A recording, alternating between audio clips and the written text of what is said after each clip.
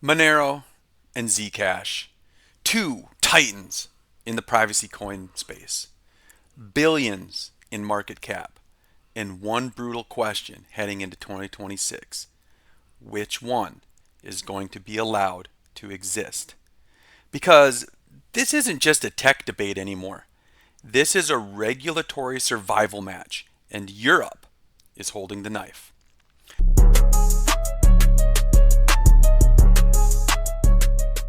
All right, guys, welcome back to Ledger Prime, where we cut through the narratives, ignore the meme noise, and focus on capital preservation, macro signals, and crypto infrastructure that actually survives regulation. Guys, we're looking for signal, not noise. What signal can we find to actually make money? So here we go. Monero and Zcash in a privacy war, right? These two tokens, Monero and Zcash, sit in a dangerous middle ground heading into 2026. Their market caps are roughly 7 to 9 billion each, right? My kids would want me to do 6 to 7, but we don't play those games here, right? So that means these two tokens are big enough to matter, but small enough to get kneecapped by a single policy memo.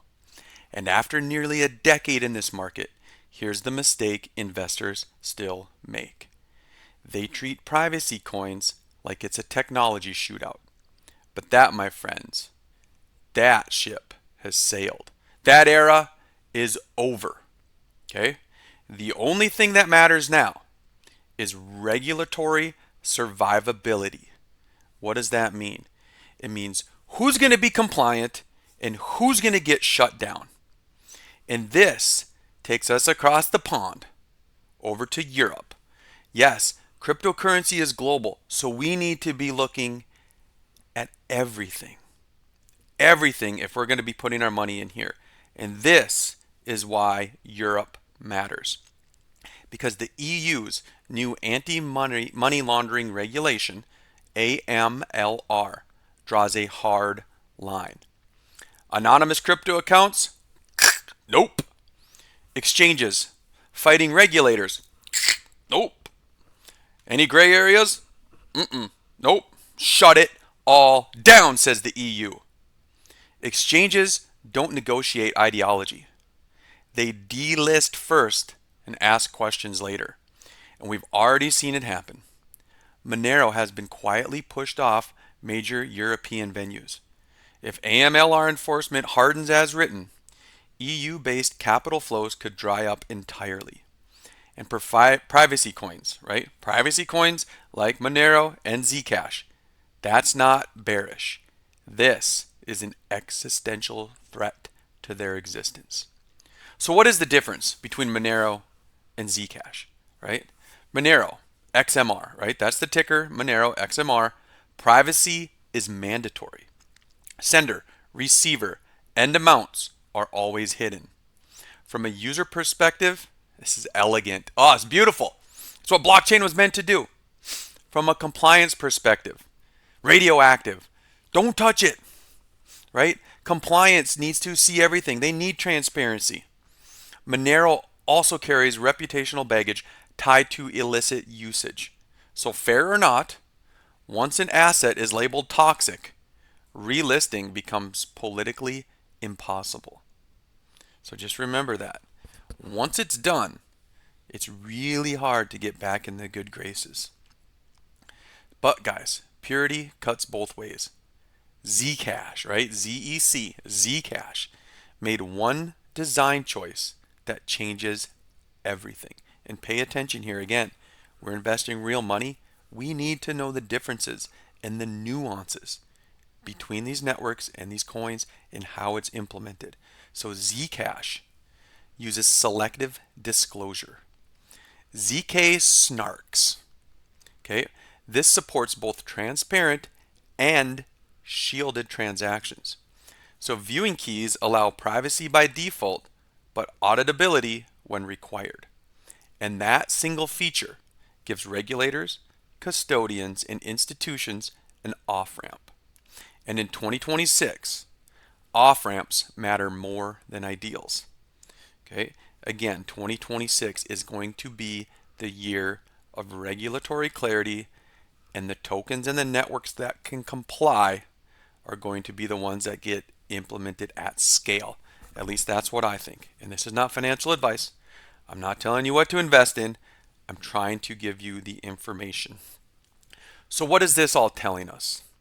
CoinGecko data shows both Zcash and XMR trade with high volatility relative to their size, which is classic policy sensitive capital. Glassnode data tells the same story. Flows spike on regulatory headlines, not organic adoption. And that is the tell. Okay, so all these stories, the price action, you need to read between the lines and watch how these networks and these coins react. They react on regulatory headlines, not adoption. So these two privacy coins, it's not about usage curves anymore. Basically, it is about, is the government going to give them permission to actually exist? Or are they going to shut them down and say, you cannot play ball with us? So what has to happen next? Zcash still has one job left, right? The compliance argument only works if usage follows, which means growth in shielded pool usage, real transaction volume, institutional grade integrations. Without that, their narrative collapses. Regulators do not back empty frameworks.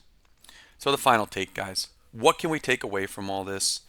How can we make money? How can we not get screwed over, right? Because we are in this to make money, ideally, right? We put in money. We hope that investment grows, the network takes off. But here's the uncomfortable truth. Monero may remain the pure play, the pure privacy play.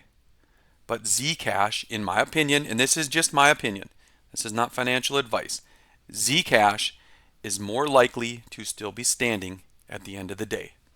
Because if privacy can survive in regulated markets at all in 2026, Zcash is the most likely to be allowed through the door. It's not really about which coin is better. It's about which one survives long enough, which one can get through the regulation, which one can say, oh, you need to see that. Yes, we can provide that service, right? That is what matters. Who can survive long enough to matter? And remember, guys, stay skeptical, protect your capital. And if you found value in this video, please like, subscribe, and I'll see you in the next one. But always remember, this is cryptocurrency. It's volatile. It moves fast, which is why we need to stay focused and lock in, because the world is about to be tokenized.